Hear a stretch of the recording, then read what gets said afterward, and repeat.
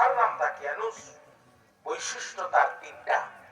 এক নাম্বার জালেম, এক নাম্বার জালিম, দুই নাম্বার নিষ্ঠুর, তিন নাম্বার মূর্তি পূজক। দেশের যত স্বৈরাচার শাসক আছে, নিজে নিজে জনগণের উপরে ক্ষমতা চাপায় যারা, এই তিনটি খারাপ বৈশিষ্ট্যের অধিকারী তারা। এক নম্বর প্রচন্ড জালেম।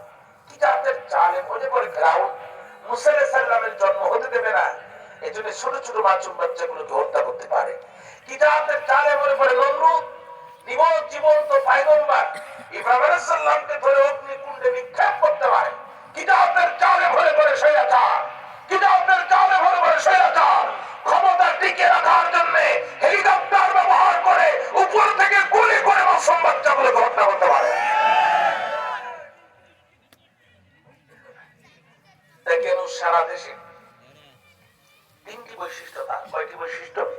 তাফসীরের নাম তাফসীরে নুরুল কোরআন খুলবেন, আপনারা পাবেন।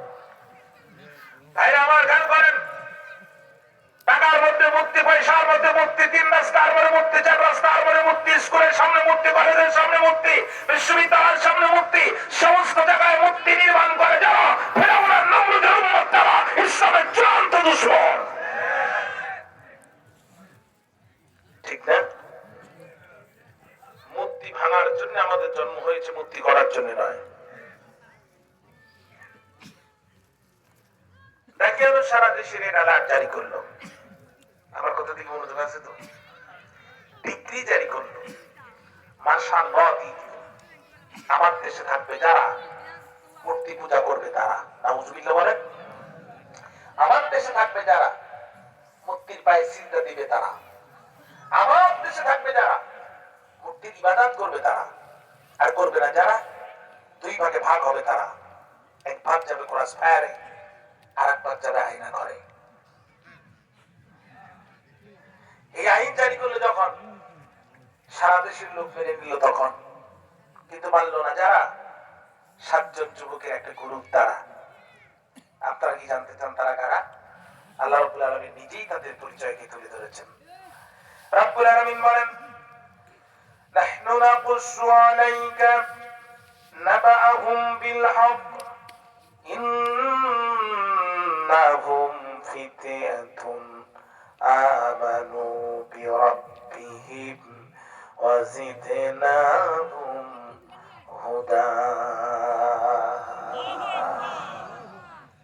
নবী, এখন এই যুবকদের ঘটনা আমি সঠিকভাবে সত্য সহকারে আপনাকে বর্ণনা করে শোনাচ্ছি। আল্লাহর বর্ণনার মধ্যে কোনো মিথ্যা থাকতে পারে? ইন্নাহুম ফিতয়াতুন, নিশ্চয়ই তারা ছিল যুবকগণ। ফিতয়াত শব্দটা ফাতা শব্দের বহুবচন। তিনটি বিষয়ের উপযুক্ত কালকে যৌবন কাল বলে তাফসীরে এসেছে। কয়টি বিষয়? 1 নাম্বার চরিত্র গঠন, 2 নাম্বার সিদ্ধান্ত গ্রহণ, আর 3 নাম্বার কার্য সম্পাদন। কথা কি বুঝতে পেরেছেন? যে চাচা যৌবনে ঠিক মতো নামাজ পড়তে মসজিদে যায় নাই, ও চাচা বুড়ো বয়সেও ঠিক মতো জামাতের রাকাত পায় না। চাচা প্রত্যেকদিন যায়, কোনদিন 2 রাকাত, কোনদিন 1 রাকাত, কোনদিন 1.5 রাকাত। বুঝেন তো? 1.5 রাকাত বুঝেন? রুকু হয়ে গেছে, সিজদা হয়নি। তো চাচা আজকে খুব ভরে উঠছে, যেভাবে নামাজ পড়বো। ঘটনা করবে চাচার বান্ধবী আর চাচি আমার ছায়া ছিল পাশাপাশি। চাচা নিজেরটা নিজে ভুল করে চাচি আমারটা নিয়ে ফেলে।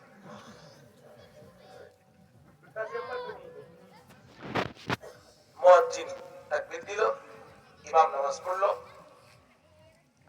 প্রথম রাকাত শেষ, দ্বিতীয় রাকাত শেষ। ওযু করে চাচা চাচি আমার ছায়া মাথার ভিতরে ঢুকাইয়া হাত একবার ডান পাশে দেয়, একবার বাম পাশে দেয়, একবার ডানে দেয়, একবার বামে দেয়, হাত খুঁজে পায় না। সালাম ফিরানোর পর এক যুবক বেরিয়ে দেখে চাচার মাথার ভিতরে বস্তা, আর চাচা কেন জানি কষাকষি করে। আহা,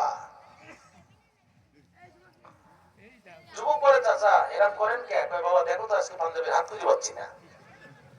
যুবকের চাচা এত চাচি আম্মা ছায়া বলছে, এই জন্য হাত খুঁজে পাওয়া যাচ্ছে না। ইবাদতের উপযুক্ত কাল হচ্ছে যৌবন কাল, ঠিক না? যৌবন কালে যে ইবাদত করবে না, বুড়া বয়সে সে ইবাদতের হাত খুঁজে পাবে। এই জন্য কাজী নজরুল বলেছেন, এখন যৌবন তার, যুদ্ধে যাওয়ার সময় তার। ঠিক না? এইবার যুবকদেরকে কি করেছিল যুবকেরা? আল্লাহ রাব্বুল আলামিন বলেন, আমানু বিরাব্বিহিম। যুবক লোকেরা তাদের রবের প্রতি ঈমান এনেছিল। আর আমি আল্লাহ কি করেছিলাম? জিদনাহুম হুদা, আমি আল্লাহ তাআলা তাদের হেদায়েতের রাস্তাকে আরো প্রশস্ত করে দিয়েছিলাম, হেদায়েতকে বৃদ্ধি করে দিয়েছিলাম। আর জোরে বলেন